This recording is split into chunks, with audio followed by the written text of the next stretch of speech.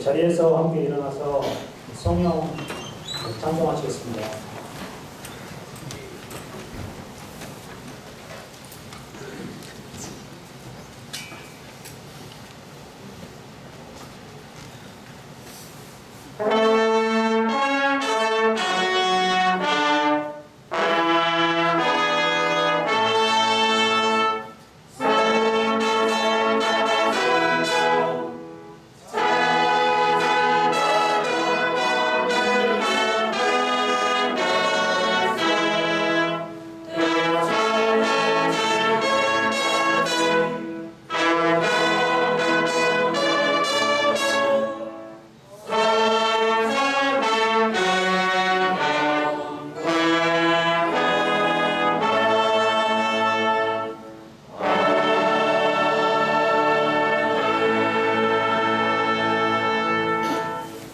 사도신경으로 신앙 고백하시겠습니다.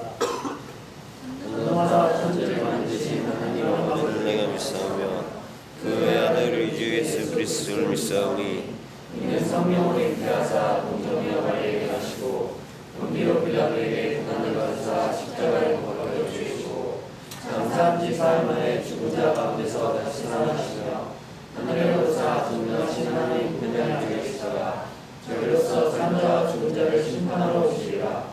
성령을 믿사오며 거룩한 공의와 성도가 서로 교통하는 것과 죄를 사하여 주시는 것과 몸이 다스하는 것과 영원히 사는 것을 믿사오노라. 구독문은 125번 함께 구독하시겠습니다.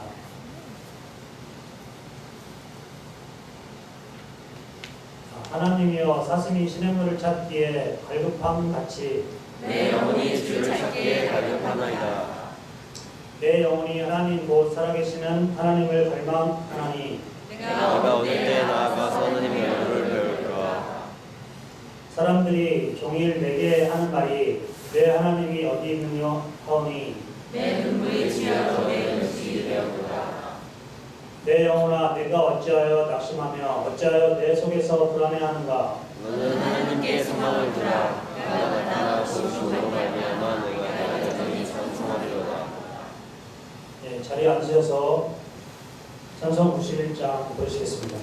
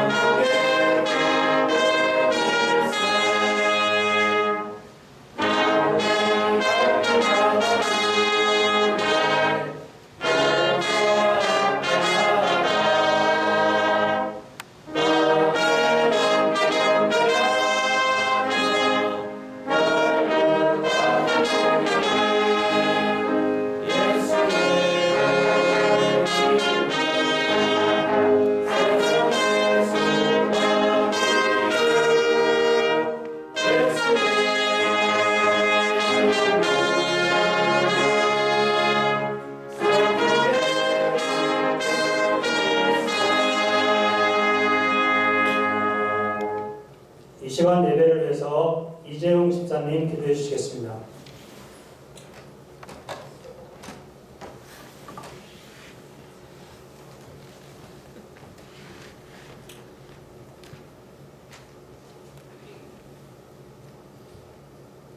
다 같이 경건한 마음으로 기도드리겠습니다.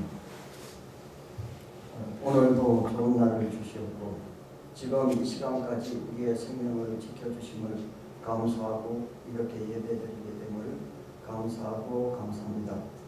저희들이 살아오면서 주님의 계획과 뜻을 깨닫지 못하고 우리의 마음대로 계획하고 설계하여 살아온 과거를 회개합니다. 혹독한 겨울이 지나고 새 생명이 싹트는 이 봄에 생명의 길과 멸망의 길이 우리 앞에 있음을 알고 있사옵니다. 생명의 길을 택할 수 있는 신앙을 주시옵고 축복의 삶과 저주의 삶 속에서 축복의 삶을 택할 수 있는 지혜를 주시옵고 우리의 삶을 터전의 반석 위에 있게 하여 주시옵소서. 주님, 저희들이 좁은 문으로 들어가 협착한 길을 뒤dom어 찾는 자가 적을지라도 생명의 길을 결단하여 걸어가게 하여 주옵소서. 때로는 험한 길이지만 이 생명의 길을 삶의 여정으로 택하여 주시옵고 우리의 모든 삶이 하나님께 영광을 돌리고 주를 영화롭게 하는 삶이 되는 설계가 되도록 인도하여 주시옵기를 간절히 바라옵니다. 오늘 설교하시는 이성경 목사님께도 은총을 내리시어 말씀 하나하나가 저희들에게 잘 기억되도록 하여 주시옵고 예배를 주관하는 모든 분들에게도 은총의 있기를 바라옵고 우리의 삶의 계획 위에 축복하여 주시옵소서. 이 모든 말씀 예수님의 이름으로 기도하옵나이다. 아멘.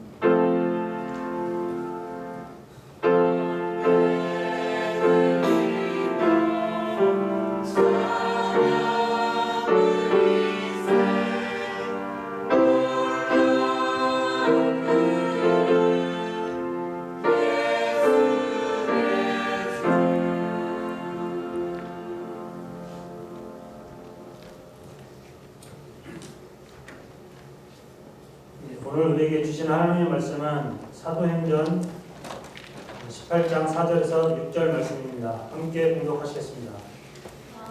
바울은 안식일마다 회당에서 토론을 벌이고 유대 사람과 그리스 사람을 설득하려 하였다.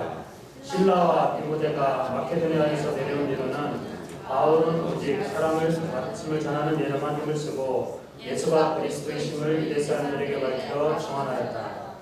그러나 유대 사람들이 반대하고 비방함으로 바울은 그의 옷에서 먼지를 털고서 그들에게 말하였다.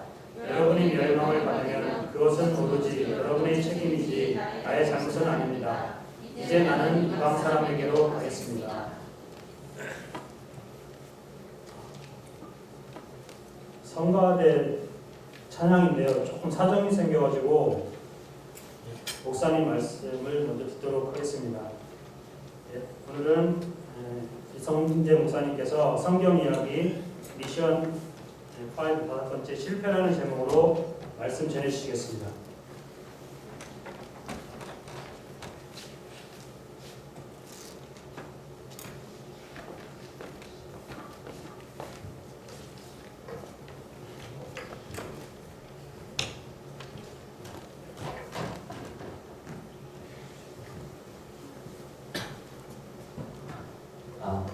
놀라셨죠? 저도 놀라서 갑자기 놀랐는데 아직 몸이 좀 안 좋으시대요. 그래서 같이 기도하는 마음으로 했으면 좋겠어요. 지난 시간 이야기부터 보도록 하겠습니다. 음악이 좀 바뀌었죠?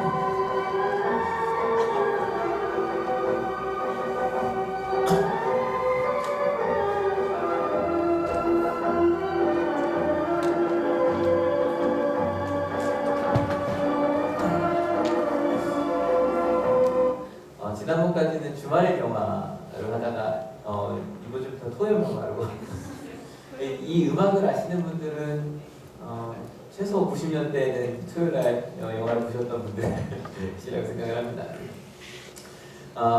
지난주에 저희가 빌립보 교회 최초의 이방인 교회라고 되어 있는데요. 디아스포라 교포거든요. 그러니까 교포도 없는, 유대인이 아예 없는 이방인들로만 구성된 첫 번째 교회가 바로 빌립보 교회였습니다. 여러분 아시겠지만 교회는 절대로 건물이 아닙니다.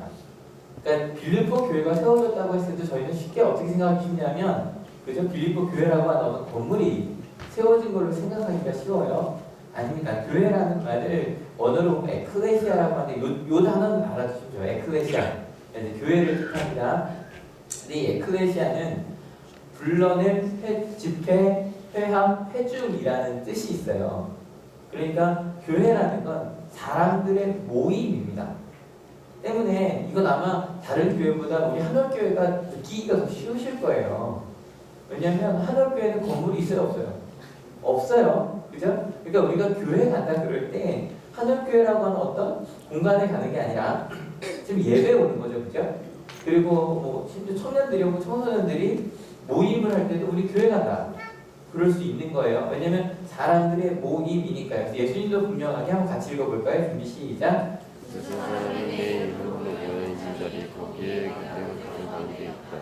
라고 하셨거든요. 이게 마태복음 18장 20절에 나오는 이야기인데, 그러니까 우리가 모여서 예수님의 이름으로 기도하는 것, 예배하는 것, 그것이 바로 교회라는 거예요.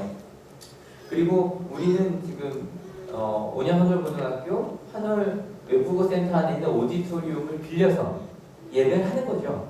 하지만 우리 교회는 있다 없다? 있는 거예요. 그러니까 이걸 정확하게 생각했으면 좋겠어요. 그래서 이 빌립보 교회도 루디아의 집에서 예배를 드렸어요. 그러니까 어디서 드리든 그게 중요하지 않았어요. 그것이 바로 교회였어요. 그러니까 우리 지금 은혜가 설계된 한월교회 여러분이 모여 계신데 여러분이 한월교회로 오신 것이 아니라 여러분이 오셔서 한월교회가 된 거예요. 이러고 나니까 좀 느낌이 좀 다르죠, 그죠? 그래서 지난주에 어저께죠, 1박 2일 동안 좀 특별한 예배를 드렸어요. 우리 아동부가 우리 엄세호 목사님 댁에 가서 1박 2일 캠프를 진행했어요. 여기 보면 정말 다양한 나이대의 아이들이 보이죠. 이렇게 서있는 거고요. 그냥 너무너무 좋은 시간이었다고 해요. 여러분, 그러면 엄세호 목사님 댁이 교회가 된 거예요. 그 순간에. 여러분, 옆에 있는 분들이랑 같이 인사할 수 있었으면 좋겠는데요. 우리가 모여서 하는 교회가 됐잖아요. 조금 어색하겠지만 이렇게 한번 인사해 봐봐. 말하려고 하는 제가 막 어색해요. 이렇게 인사할게요. 한월교회 안녕. 옆 사람한테 우리가 모여서 한월교회가 된 거니까 두 명 인사하면 안녕. 안녕. 예, 지금 반가운 사람이 몇 사람이 있어서 제가 지금 너무 좀 행복한데 여러분이 오셔서 한월교회가 된 거예요. 여러분, 저희가 지금 미션이라는 제목을 가지고 계속 한 5주째 말씀을 전하고 있어요. 근데 이 미션이라는 말씀, 근데 이 미션이란 선교라고 보통 해석을 하는데 지금 바울이 하고 있는 게 선교 여행, 미션 트립이라고 이야기를 하거든요. 근데 이 선교 여행의 목적도 마찬가지예요. 전도가 목적일 수 있죠. 제가 지금 계속 매주 쓸 때 전도 여행이라고 할까? 선교 여행이라고 할까? 왜 저도 고민을 하고 있고 둘 다 맞는 얘기예요. 맞는 얘기예요. 전도, 하나님의 도를 전하는 거고 선교, 가르침을 베푸는 거거든요. 둘 다 맞는 말이긴 한데 이 전도 여행이라고 하는 것보다 보통 선교 여행이라고 많이 하는 이유가 전도라 그러면 개인에게 전도하는 것도 많이 이야기하죠. 그죠? 근데 선교라고 하면 교회를 세우는 것까지를 이야기를 해요. 여러분들 여쭤볼게요. 전도하는 게 더 쉬울까요? 그러니까 교회를 세우는 게 더 쉬울까요? 전도가 좀 더 쉬울 것 같아요. 한 명 전도하면 되니까. 선교라는 거 교회까지 세운다 그러면 좀 더 많은 사람들, 더 많은 반대에 부딪힐 수도 있겠죠. 때문에 교회를 세우려고 하다 보니까 많은 고난이 바울에게 주어졌어요. 오늘 저희가 읽을 본문이 417장, 18장 한꺼번에 저희가 나누고 있는 건데 17장, 18장을 같이 보면 꼭 그 423장, 14장 첫 번째 전도 여행 때 바울이 끊임없이 고난받은 것처럼 실은 전도만 하면 그렇게 크게 고난받을 일이 없어요. 한 사람 잘 전도해갖고 나중에 연락해 뭐 이러면 되겠죠. 그죠? 성경 하나 주고. 그런데 교회를 세우려다 보니까 많은 사람들, 가족과 일하는 분들 문제가 되고 우리 교회도 지금 가족이랑 문제가 있는 학생들이 있거든요. 교회 나오는 것 때문에 반대하시는 부모님들 또 게다가 사람들이 모이다 보면 시끄러울 수도 있겠죠, 그죠? 그런 문제들이 끊임없이 생겨났어요. 그런데 참 재밌는 건 바울이 이런 여행을 하면서 고난이 많아도 꾸준히 그 길을 가요. 왜냐하면 바울에게는요 교회를 세우려고 할 때 전도할 때 고난이 있는 게 너무너무 자연스러운 일이었어요. 왜냐하면 바울이 어떤 사람이었어요?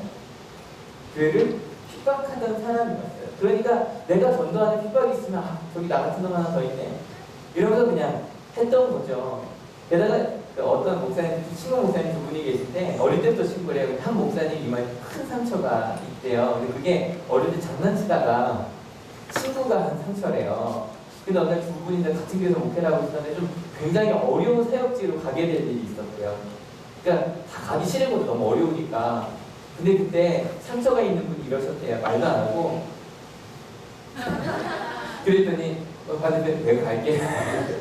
그러면 예, 그런 잘못한 게 있으니까 그냥 바울은 나 같은 놈이 있으니까 그러고 꾸역꾸역 그 길을 열심히 갔어요. 잠깐 성경 말씀으로 돌아가 봅시다. 이렇게 열심히 일하던 바울, 그래서 1차 전도여행에서 빨간색 있는 부분 전도를 했고요. 그리고 2차 전도여행 할 때 아시아로도 비두니아 이 북해 쪽으로 못 가게 하나님께 막으셨다고 이야기를 했었죠. 그런데 꿈을 꿉니다. 마케도니아 사람이 나타나서 와서 우리 도와달라. 그래서 드디어 이 바다를 건너갑니다. 건너서 유럽으로 건너가죠. 처음에 빌립보 교회를 세우는 것까지가 지난주 이야기였습니다. 근데 오늘 이야기는 여기서부터 이제 데살로니가 그리고 베레아, 아테네 그리고 고린도까지 이르는 이야기가 17장, 18장이 쭉 길게 나와요. 근데 읽다 보면요 너무 똑같은 패턴이 그대로 반복돼요. 1차 전도에도 크게 다르지 않아요. 다시 한번 말씀을 읽어볼게요. 시작. 바울 일행은 아미돌라와 로니아를 거쳐서 데살로니가에 안 보여서 거기에는 유대 사람의 회당이 있었다. 바울은 자기 관례대로 회당으로 그들을 찾아가서 제한시기를 거쳐 성경을 가지고 그들과 토론하였다. 이유이 많으니까 똑같이 그래요. 여러분, 그때 가서 복음을 전합니다. 어디 가서 전했대요? 유대 사람들의 회당이에요. 그리고 회당, 안식일, 성경 다 유대인들의 말이고 유대인들의 문화예요. 왜냐하면 유대인들에게 복음을 전하는 게 훨씬 쉬워요.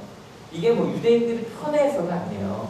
왜냐면 이미 유대인들은 1500년, 1000년 동안 이미 그리스도를 기다리고 있었어요. 말씀드렸는데 가서 우리가 기다리던 메시아가 오셨다라고 말하면 됐어요. 그래서 갑자기 성경도 구약에만 이야기하면서 이게 바울의 패턴이었어요. 그렇게 바울이 이야기를 하면 그러면 유대인들만 들었나? 그러지 않았어요. 왜냐면 유대인들만이 아니라 유대인의 신앙, 하나님 신앙을 좋아하는 관심 있는 이방인들이 이미 있었어요. 그래서 그 이방인들이 같이 회당에 왔다 관심을 갖는 거예요. 그래서 유대인들, 또 유대인에게 관심이 있는 이방인들이 복음을 받아들이기 시작했어요. 그래서 어떻게 복음을 받아들였는지 읽어봅시다. 그들 가운데 몇몇 사람이 순복하여 바울과 실라를 따르고 또 많은 경건한 그리스 사람들과 적지 않은 귀부인들이 그렇게 하였다. 그리고 이제 이거는 데살로니가에서 얘기고 베레아에서 이야기인데 그냥 읽지 않고 똑같은 얘기니까요. 두 지역이 똑같아요. 처음에 있는 하얀 글씨는 유대인들이에요. 유대인들 가운데 몇몇 베레아에서 좀 많은 사람이 있긴 했네요. 그 노란색은 이방인들의 이야기입니다. 그리고 나중에 고린도도 똑같아요. 몇몇 사람 혹은 또 이방인들 그들이 모여서 하나님의 음성을 듣고 받아들이기 시작했습니다. 근데 이제 그 다음에 문제가 돼요. 오늘 이렇게 반가운 사람들이 많이 오죠? 수진 안녕? 나리 안녕? 예. 유대인과 이방인 간 교회에 둘이 같이 모여들었어요. 그러면 누가 문제를 일으키기 시작했을까요? 유대인, 이방인. 항상 똑같은 패턴이라고 했으니까 누굴까요? 예, 유대인이었습니다. 왜냐하면 이런 거죠. 우리나라에서 몇 년 전만 해도 그 해외 아동들을 돕겠다고 이야기를 하면 악플이 달렸었어요. 제가 아까 말씀드리죠. 왜냐면 아직 우리나라에도 굶주린 아이들이 있다. 근데 왜 다른 나라 사람들 굶주리라고 하는 악플이 실제로 많이 달렸었어요. 근데 유대인들도 마찬가지예요. 우리에게 너무너무 좋은 그리고 드라마들도 가끔 보면 부모님이 어떤 아이를 데려와요. 불쌍한 아이를. 근데 걔 사랑해주면 친아들 친딸이 막 짜증내고 화내는 장면이 꼭 나오죠. 그런 거예요. 우리들만 하나님을 알아야 되는데 왜 이방인들에게 전하냐는 거예요. 그게 자꾸 시기하고 질투가 났어요. 근데 이게 교회니까 교회가 말 그대로 사람들의 모임이다 보니까 사람들이 모이면 이 모임이라는 게 친목 모임이면 문제가 생길 확률이 적어요. 뭐 가족 가운데서도 큰 문제가 있지만 어때요? 문제가 있어도 같이 이야기하다 보면 해결이 되죠, 가족들. 그죠? 그런데 이렇게 친목 모임이나 가까운 사람들이 모인 게 아니라 전혀 다른 사람들이 모였다면 갈등하는 건 당연해요. 제가 그 교사 이곳저곳 교회를 가보면 교회들끼리 이렇게 있어요. 학생부는 어른들한테 섭섭하고 또 어른들은 또 소년들한테 섭섭하기도 하고 서로 무언가 관심이 다르기 때문에 갈등을 일으키는 건 당연하다고 뭐 할 거예요. 그런데 문제는 이게 그냥 뭐 갈등 정도가 아니라 사람 자꾸 방해하니까 이 17장, 18장에 나온 것만 뽑아봐도요 정말 때렸고요. 돌로 쳤어요. 이게 돌에 성경에 돌에 쳤다 보니 번역이 되어 있습니다. 돌로 정말 몸매를 때리 던지는 거예요. 돌에 맞는 일도 있었고요. 그리고요 이게 막 유대인들이 와서 관리들을 움직여서 이게 관리들이 움직이면 학교에서도 제일 어려운 것은 교회도 마찬가지예요. 이게 정부에서 관청에서 굉장히 힘들어지거든요. 관리들을 움직이고 그것만이 아니라 자꾸 거짓말을 하는 거예요. 이 사람이 이상한 말을 한다. 자꾸 그런 것 때문에 복음을 증거해야 되는데 자꾸 방해가 되는 거예요. 근데 게다가 방해하는 사람들이 누구예요? 방해하는 사람들이 유대인들이에요. 우리가 볼 때는 유대인들 나쁜 사람들 여러분 그렇게 생각하시면 안 돼요. 바울은 유대인이에요, 이방인이에요? 바울은 유대인이에요, 이방인이에요? 바울은 유대인이에요. 그러니까 나는 유대인이에요. 유대인이니까 솔직히 팔을 안으로 본다 그러죠. 바울의 팔은 유대인에게 굽었을까요? 이방인에게 굽었을까요? 유대인에게 굽었어요. 근데 자꾸 유대인들이 자기를 쳐내요. 심지어 이방인에게 전하는 것도 자꾸 막아내요. 그러니까 정말 너무너무 속상한 거예요. 자꾸. 그래서 자꾸 복음을 전하지 못하게 되니까 나중에 바울이 폭발했어요. 너무너무 화가 났어요. 그게 저희가 아까 읽은 본문이에요. 같이 읽어볼게요. 그러나 유대 사람들이 반대하고 비방함으로 바울은 그 곳에서 먼지를 떨고서 그들에게 말하였다. 여러분이 멸망을 받으면 그것은 오로지 여러분의 책임이지 나의 잘못은 아닙니다. 이제 나는 이방 사람에게로 가겠습니다.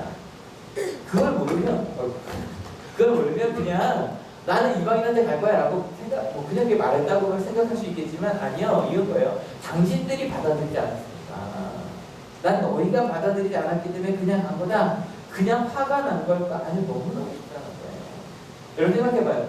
제가 만약에 우리 하늘 가족이고 다른 교회분들이 있다고 합시다. 제 마음은 어디로 갈까요? 당연히 하늘한테 갑니다. 솔직히 그 온양하늘 고등학교에 찬양단이 가장 애들이 들어가고 싶은 동아리라고 저는 생각을 해요. 근데 약간의 비리가 있습니다. 왜냐면 하늘교회 친구들이 찬양단을 웬만하면 뽑아주게 되더라고요. 그렇지 않겠습니까? 괜히 미리 정보도 줘요. 이렇게 해봐라. 뽑힐 수 있다. 뭐, 여기가 티오가 적으니 유도해봐라. 한 번도 스텝 안 해본 애들 스텝을 한번 지원해봐라. 그럼 될 수 있다. 그래서 겨울이가 3년 동안 했죠. 예, 그래요. 그래서 막 조금이라도 더 잘하라고 막 이야기를 했어요. 근데 안 되니까. 기대했는데, 사랑했는데, 거부받으면 더 상처가 커요. 너무너무 상처가 커서 막 신발에 떨어버리면서 그 우리나라 말로 하면 소금 뿌리는 거죠. 소금 뿌리면서 난 다시는 일을 안 할 거야. 그 속상한 마음, 너무 속상해 이렇게까지 말하고 나버린 거예요. 결과는 어떻게 됐을까요? 같이 한번 읽어볼게요. 시작. 해당장인 그리스도는 그의 온 집안 식구와 함께 주님을 믿는 십자가 되었다. 그리고 고린도 사람 가운데서도 많은 사람이 바울의 말을 듣고서 믿고 세례를 받았다. 예, 잘 됐네요. 근데요, 그 다음 절인 구조를 읽어보면 그렇게 잘 된 것 같지 않아요. 같이 한번 읽어볼게요. 그런데 어느 날 밤에 한 산 가운데 주님께서 바울에게 말씀하셨다. 무서워하지 말아라. 잠자코 있지 말고 끊임없이 말하라. 하나님께서 유료의 말씀이고요. 이 두려워하지 말아라. 용기를 내어라 갖고 기억하실 거예요. 2009년에 제가 9주 이상 시리즈 설교를 썼어요. 선배님을 하면서. 근데 오늘 제 마음속에 간 건 이 무서워하지 말아라. 이게 위로의 말씀이 아니죠. 무서워하지 말라는 건 바울이 뭐 했다는 얘기예요? 무서워했다. 여러분 상상이 돼서 그 엄청난 뽀로로 바울이 기억나죠? 뽀로로 바울이 그렇게 막 진취적인 바울이 무서운 거예요. 뭐가 무서웠을까요? 이 매맞는 게 두려울 수도 있어요. 여러분 아무리 바울이라고요 매 맞고 돌에 맞고 죽을 뻔했어요. 그게 안 무서울까요? 해도 맞지 뭐 이럴까요? 아니요. 무서웠을 거예요. 근데 그것보다 더 무서운 건 나 때문에 다른 사람이 무너지는 거예요. 결국에 이 교회가 무너지게 되는 거 그게 너무너무 무서웠어요. 게다가 더 신기한 건 그 다음에는요. 잠자코 있지 말래요. 바울이 어떻게 했다는 얘기예요? 잠자코 있었다는 거예요. 여러분 그 바울이요. 복음을 전하지 않고 잠자코 있었다는 거예요. 왜요? 말을 하면 할수록 자꾸 문제가 돼요. 지금 많은 기독교 학교들이 실은 예배나 종교적인 부분을 자꾸 지웁니다. 왠지 상상이 되시죠? 자꾸 교회적인 무언가를 하면 말이 나옵니다. 차라리 안 하면 아무 문제가 없어요. 바울도 그 엄청난 사도 바울이 가만히 있었던 거예요. 왜냐하면 이런 거죠. 왜 변화가 없지? 시간이 사람이 많이 왔는데 열심히 지금 전도했는데 왜 변화가 없지? 내가 잘못된 길로 가고 있는 거 아니에요? 여러분 하나님 체험하신 분들 계시고 안 하시는 분들 계세요. 근데 내가 옛날에 하나님을 만났었어. 나 하나님을 알아. 경험했었어. 수련회에서 부흥회에서 주일 예배 때 나 은혜를 받았어. 그런데 계속 그렇게 살려고 했는데 큐티도 하고 말씀도 읽고 막 그렇게 살려고 했는데 상황이 잘 안 돼요. 말씀대로 내가 살아가면 그래 너의 사랑을 받고 나도 이제 교회 다녀야겠다는 얘기를 들을 줄 알았는데 오히려 네가 문제인 거냐. 그것도 심하게 내가 친구를 전도했는데 그 전도한 것 때문에 친구가 어려움을 겪어요. 일로 가는 거 맞는가? 갑자기 바울의 마음속에 열심히 이게 한 번 그래 베살로니가 잘했어. 베레아 잘했어. 아테네 갔어. 고린도까지 갔는데 용기를 너무 하나님께 도저히 안 되겠으니까 직접 나타나서 너 두려워하지 마, 무서워하지 마라고 말할 정도로 바울이 그렇게 됩니다. 근데 이 바울의 고민만은 아닌 것 같아요. 처음에 교회 다닐 때 좋아, 열심히 살아볼 거야, 말씀대로 살 거야. 어느 순간인가 근데 뭐가 다르지? 똑같은 거. 이 똑같은 고민을 프랭크 루박이라고 하는 필리핀 선교사님, 필리핀에 선교를 하신 미국 분이세요. 근데 이름은 딱 독일 분이더라고요. 독일 자손이신 것 같은데 이분이 필리핀에 갔어요. 근데 84년생인데 30년이면 몇 살인가요? 1930년이면 우리나라 나이로 7, 8 이렇게 되겠네요. 그죠? 근데 그쯤 됐을 때 이분의 마음속에 이미 벌써 선교사로 한 20년 가까이 됐을 거예요. 근데 무언가 이런 느낌이 들었대요. 같이 읽어볼게요. 시작. 하나님이 정말 살아계시는데 왜 내 삶 속에서 역사하지 않으십니까? 분명히 하나님의 살아계심을 믿어요. 믿어요. 힘들 땐 기도하고 싶어요. 하나님이 일하실 거라는 걸 알아요. 근데 내 삶 속에 변화가 있다 없다? 없다. 근데 이 상태를 그냥 둘 수 없어요. 여러분 이 상태를 견디시면 안 돼요. 교회 다니다가 교회다 10년, 20년 혹은 1년도 괜찮아요. 교회 다니는데 막 교회 가고 싶어지고 두근거리고 하나님 말씀이 궁금해지고 그러다 똑같은 거지. 가야 되나? 왜 사람 똑같은 거 아닌가? 여러분 자꾸 그렇게 될 때 그냥 두시면 안 돼요. 47살이 됐지만 이 선교사님 이걸 그냥 둘 수 없었어요. 그래서 1930년 1월 1일부터 일기를 쓰기 시작해요. 영성일기라고는 어떤 일기냐면 내가 오늘 하나님과 함께 동행했는가를 점검하는 거예요. 내가 오늘 하루 동안 하나님을 얼마나 기억했는가. 1월 1일부터 쓰기 시작했는데요. 한 26일 지났네요. 한번 같이 읽어볼까요? 우리 교회에서도 이런 찬양을 즐겨 불렀습니다. 하지만 나는 내용대로 실천해 본 적이 없습니다. 언제나 주는 날 사랑하사 언제나 새 생명 주시나니 영광의 귀하게 이르도록 언제나 주만 한 달 정도 됐는데도 여전히 분명히 찬송가로는 언제나 주만 바라봅니다. 내가 찬양을 했지만 나는 그렇게 살았다 못 살았다? 못 살았다. 한 달이 됐는데도 여전히 그래 나 지금 내가 왜 그런 기분이 없는 것 같다. 매일같이 생각하는 거예요. 오늘 내가 예수님과 함께 동행했는가? 내가 기억했는가? 어느 순간에 보니까 하루 종일 한 번도 예수님을 기억하지 않았습니다. 근데 한 달쯤 지나면 또 3월 1일이 됐습니다. 같이 읽어볼게요. 보이지 않는 손이 내 손을 붙들고 있으며 또 다른 한 손은 앞을 가리켜서 앞길을 이 느낌이 날마다 커지고 있습니다. 주변 사람들이 나를 대하는 태도가 달라지고 있습니다. 전에는 도무지 극복할 수 없다고 생각했던 장애물들이 신기루처럼 사라지고 있습니다. 나를 의심하거나 무시했던 사람들이 나와 가까워지고 있습니다. 한 2달쯤 지났는데 무언가 변화가 느껴져요. 나와 함께 하신 것 마냥 나를 이끄시는 또 다른 손길이 느껴지고요. 참 신기한 건 내가 그렇게 살았더니 여러분 필리핀에서 성교하는 키웠을까요? 말도 잘 통하지 않고 문화도 다르고 나와 막 대적했던 바울이 교회를 세울 때 대적했던 것처럼 그렇게 대적했던 사람들이 자꾸 있었어요. 근데 그 사람들의 태도가 바뀌기 시작합니다. 한 달 정도 또 지났네요. 읽어볼까요? 이제 하나님과 좋아하지 않는 것은 어느 것이든 역겹게 느껴집니다. 오늘 오후에는 하나님께 사로잡히는 것이 나에게 엄청난 기쁨으로 다가왔습니다. 하나님이 무척이나 가깝고 다정스럽게 여겨져서 다른 것들을 통해 얻는 만족을 비할 바가 아니었습니다. 어느 순간인가 다른 건 보이지도 않아요. 심지어는 내가 옛날에 좋아했던 것도 이거 뭐 없어도 되겠네 라는 마음이 들어요. 그리고 이제 거의 6개월이 다 됐죠. 같이 읽어볼게요. 나는 아무것도 염려하지 않게 되었고 잠도 설치지 않게 되었습니다. 또 대부분의 시간을 즐거운 기분으로 지나게 되었습니다. 심지어 거울을 보면 내 눈과 얼굴에서 새로운 빛이 도는 것 같습니다. 모든 것이 순조롭게 돌아가고 있습니다. 6개월 만에 변화였어요. 근데 여러분 그러면 6개월 동안 선교사님의 주변이 막 바뀌었을까요? 엄청난 변화가 있었을까요? 아니요. 사람들은 똑같아요. 문제도 똑같았을 거예요. 조금 바뀐 것이 있을지 모르겠지만 6개월간 그저 하나님을 바라보는 삶, 매일 매 순간 내가 하나님과 함께 한다면 하나님이 지금 나와 함께 하신다면 하나님 그에 나와 함께 하시는데 내가 어떻게 해야 되지? 주님을 바라보는 걸 연습했어요.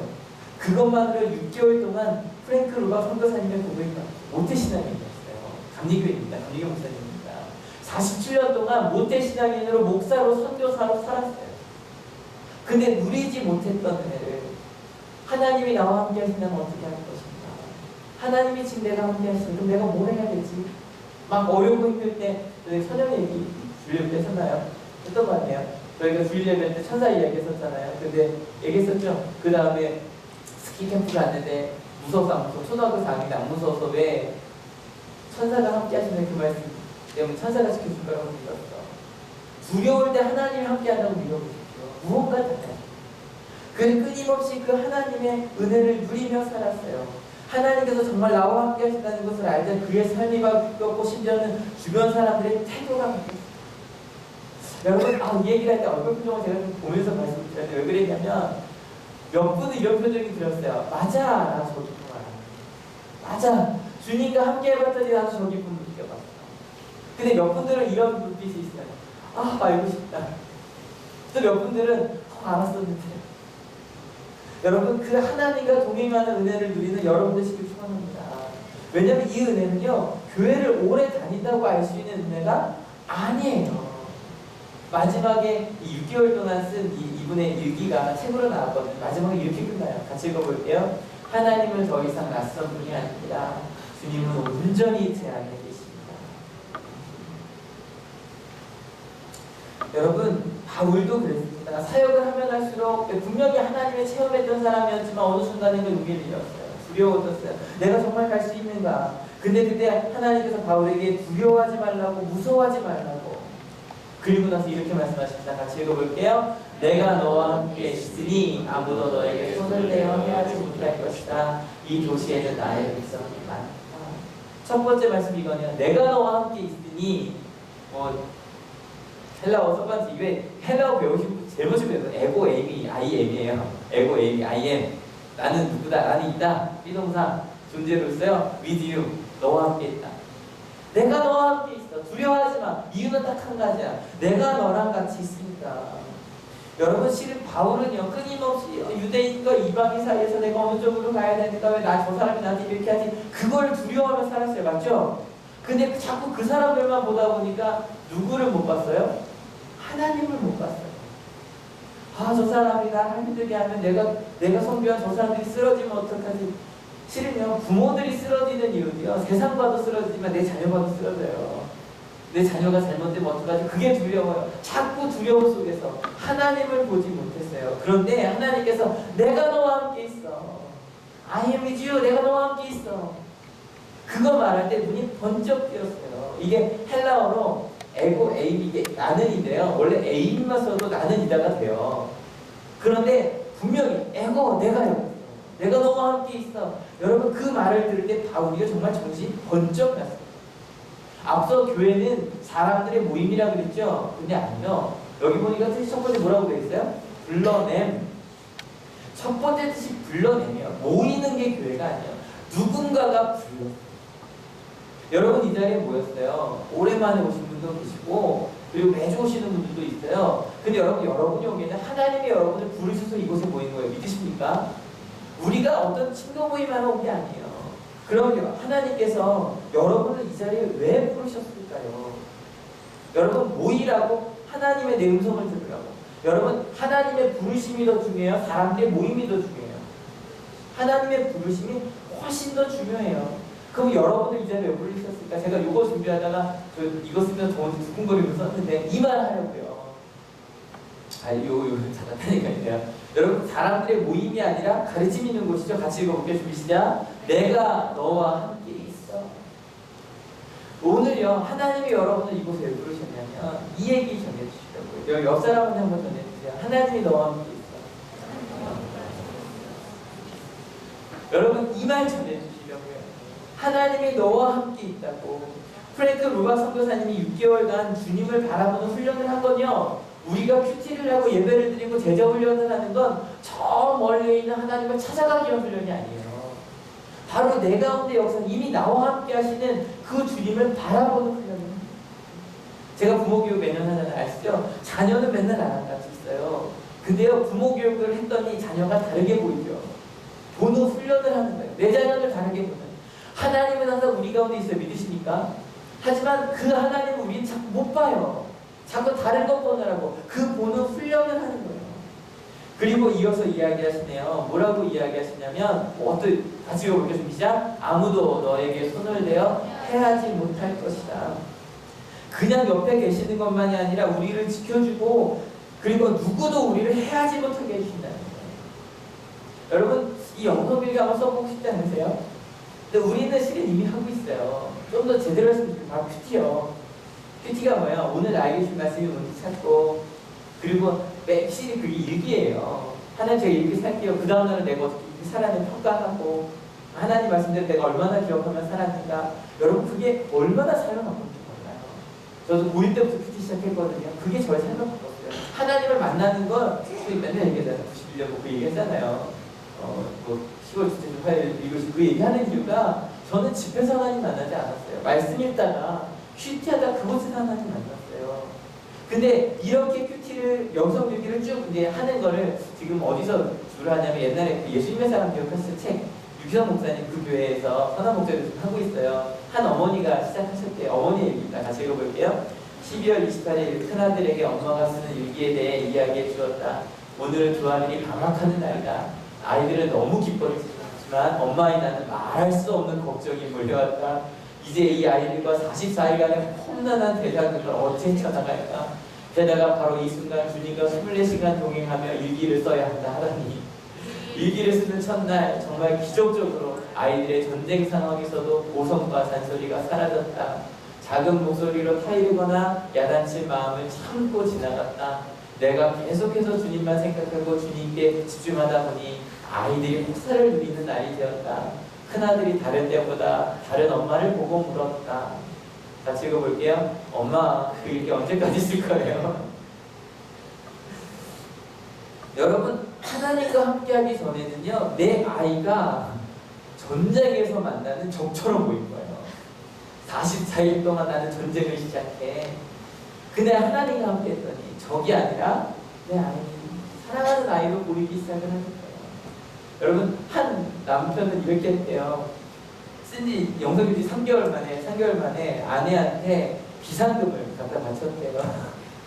왠지 봤더니 이런 거 있죠. 나중에 아내 몰래 뭐 좀 해야지 그러고 처음에는 양말 껴봤는데 다 열어서 가져가고 신발 안에도 다 가져가고 서랍도 다 열어서 가져가고 그 마지막에 찾아낸 비밀 금고가 어디였냐면 장판 밑이었대요. 장판 밑에 이제 돈 차곡차곡 이제 모아놨어요. 근데 하나님만 바라보고 가다 보니까 아내 몰래 할 일이 있다 없다? 없어요. 아내 몰래 할 것도 다 말하면 되고 게다가 걱정이 되기 시작하더래요. 내가 이렇게 가다 죽으면 장만 밑에 있는 돈은 누가 가져갈까?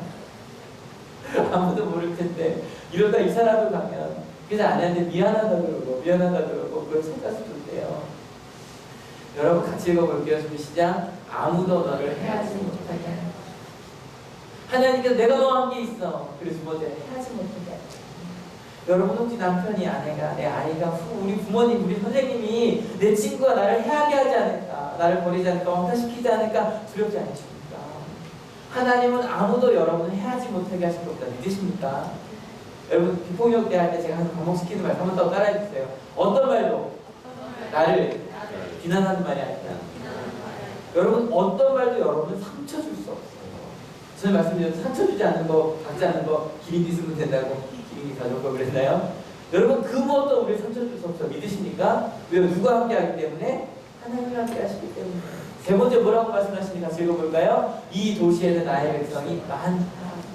바울이요 잠잠고 말하지 않았어요. 그런데 하나님께서 이야기하시는 거예요. 이 도시에는 나의 사람들이 많다.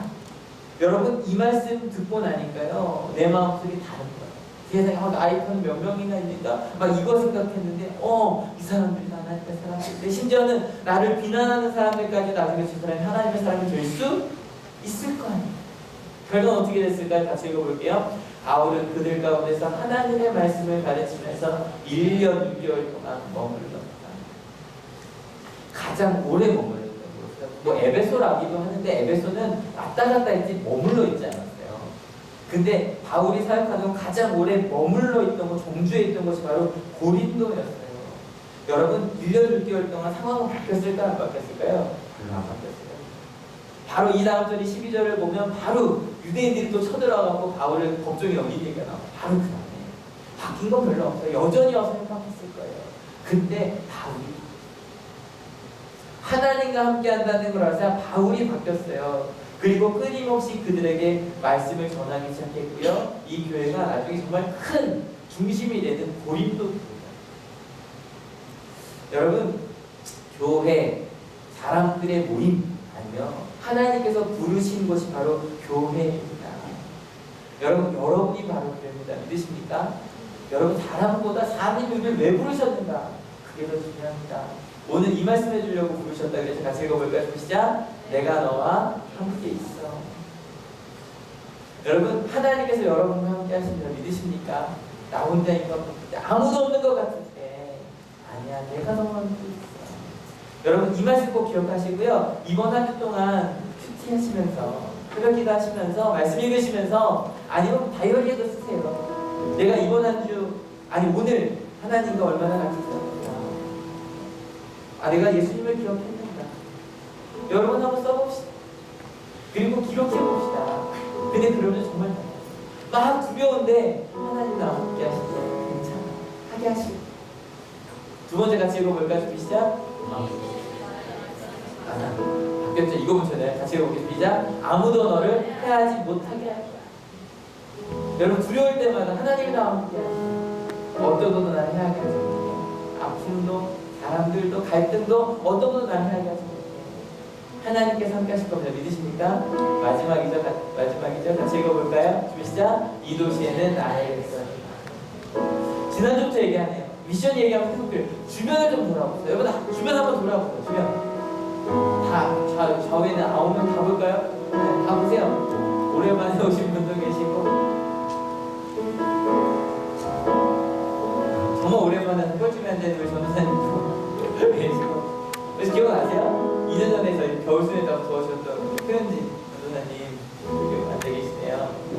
우리 겨울순회장 도와줬던 우리 민정 간사님도 와 계시고 우리 미정이 나님도 하고 네. 미정이네요. 수진이 나이 왜 이래요? 수진이 나님도 하고 여러분 주변을 돌아봅시다. 그리고요 이곳을 나가셔서 이번 한 주 동안 여러분이 만나게 되는 모든 사람을 유심히 보십시오. 내가 무엇을 해야 할까? 나를 사랑하는 사람이 이렇게 그 하나님을 누리며 살아가는 이번 한 주가 될 수 있었으면 좋겠어요. 같이 찬양할게요. 요즘 계속 이 찬양 문제 시선 부르는데 내 눈을 들어 하나님을 볼 때요 내 삶이요 주변 사람들한테 바뀐 게 하나도 없어요. 근데 내 삶이 하나님의 나라가 되는 믿으십니까? 그렇게 살겠다고 같이 찬양하고 같이 기도하자. 내게로부터 눈을 들어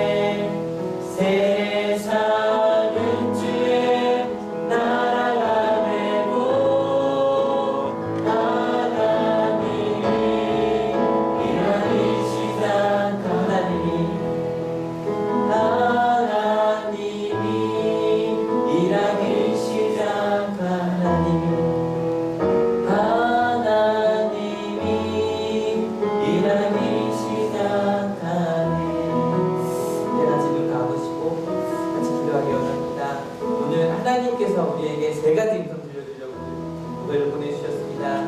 내가 너와 함께 있어. 아무도 너를 해하지 못하게 할 거야.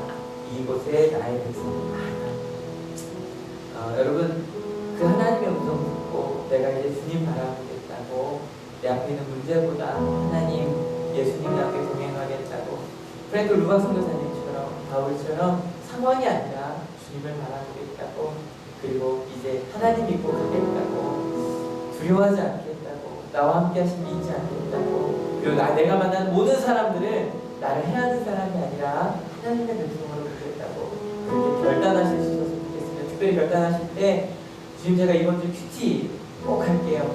일기 꼭 쓸게요. 새벽기도 꼭 나올게요. 이번 주에 제가 말씀 하루도 빠짐없이 읽을게요. 꼭 결단하실 수 있었으면 좋겠습니다. 같이 기도하시겠습니다. 주님, 감사합니다. 내가 너와 함께 있어. 두려워하지 마. 이유는 딱 하나야. 내가 너와 함께 있으니까.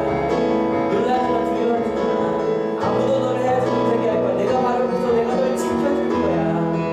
네가 만나는 모든 사람은 하나님의 사람들이야. 너를 보는 사람 내가 많이 준비하고 있어. 하나님 용기를 주셨다고 바울이 이 음성을 듣고 자기는 번쩍 났습니다. 그리고 1년 6개월을 거기서 버티었습니다. 복음을 증거했습니다. 멈추지 않았습니다. 왜냐하면 하나님이 나와 함께 하신 것만으로 우리는 승리할 수 있습니다. 아니, 하나님이 나와 함께 하신 것만으로 충분함을 그는 알고 있었기 때문입니다. 하나님 하늘교회를 이곳에 세워주시니 바로 이 음성 나누라고 주님 하늘교회를 모이게 하셨습니다.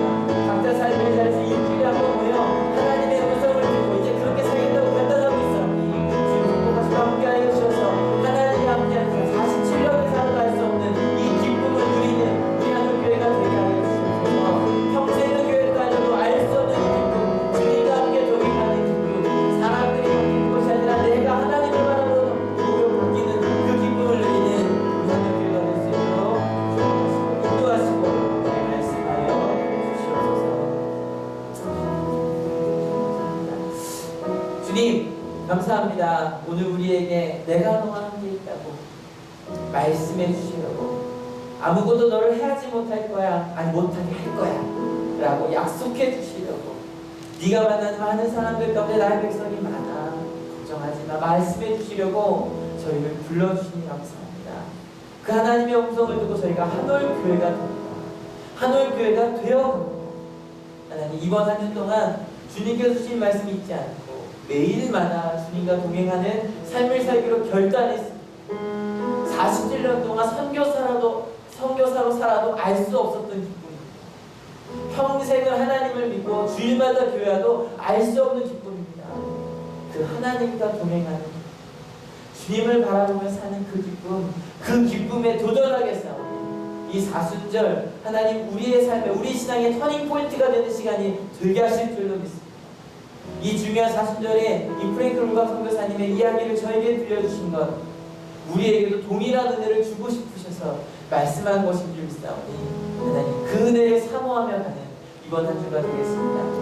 특별히 하나님 이곳에 올 때 그저 오지 않고 귀한 예물들을 가져온 분들 되겠습니다.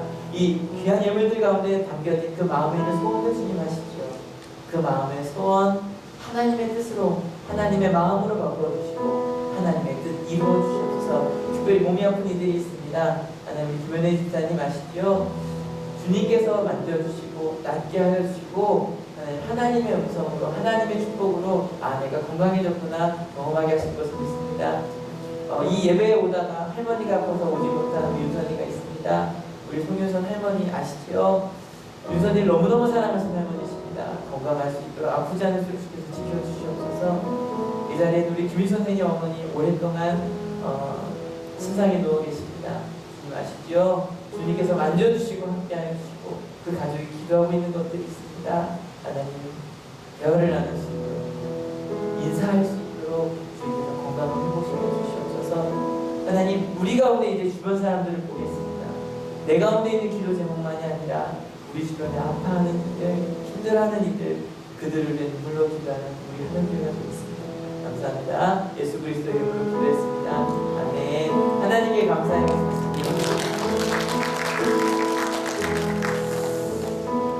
네, 2013년 사순절 둘째 주일입니다. 이제 4번 남았어요.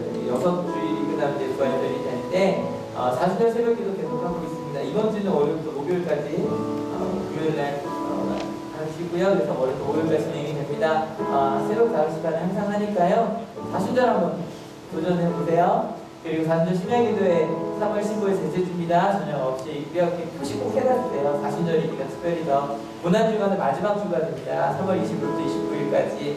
또 고난주간은 저희가 예배가 좀 많은데요. 수요일은 항상 드리고요. 성찬 목요일 성찬 예배가 있습니다. 성찬식 목요일날 6시에 드리니까 꼭 기억해주셔서 와주시고요. 금요일날 심야기도회는 이제 3월에 하지만 성금을 예수님께서 무덤에 계신 시간이에요. 그래서 심야기도를 한번 더 하려고 합니다.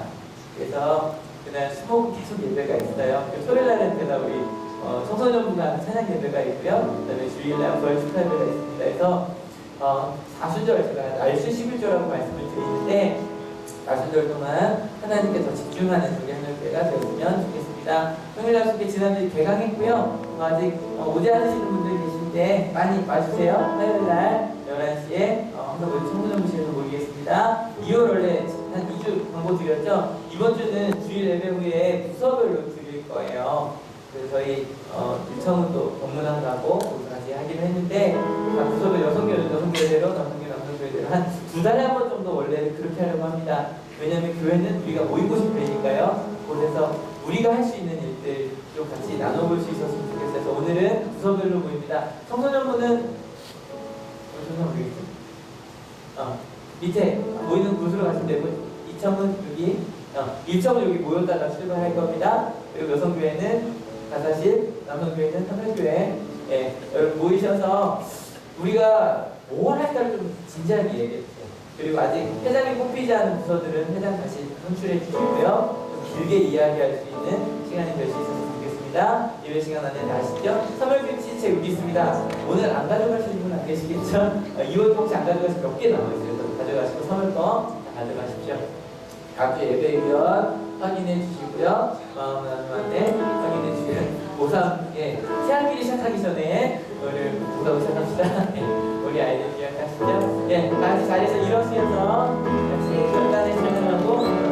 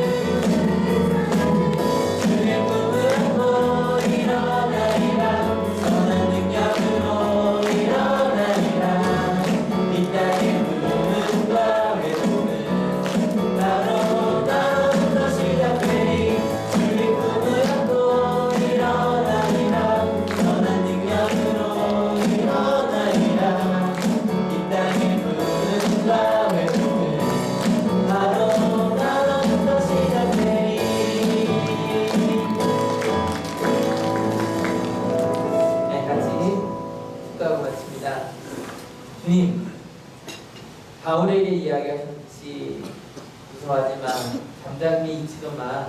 왜냐면 내가 너와 함께 있어. 아무도 너를 해하지 못하게 할 거야. 그리고 이 도시에 나의 백성이 많아. 하나님 우리에게 주는 말씀으로 들었습니다.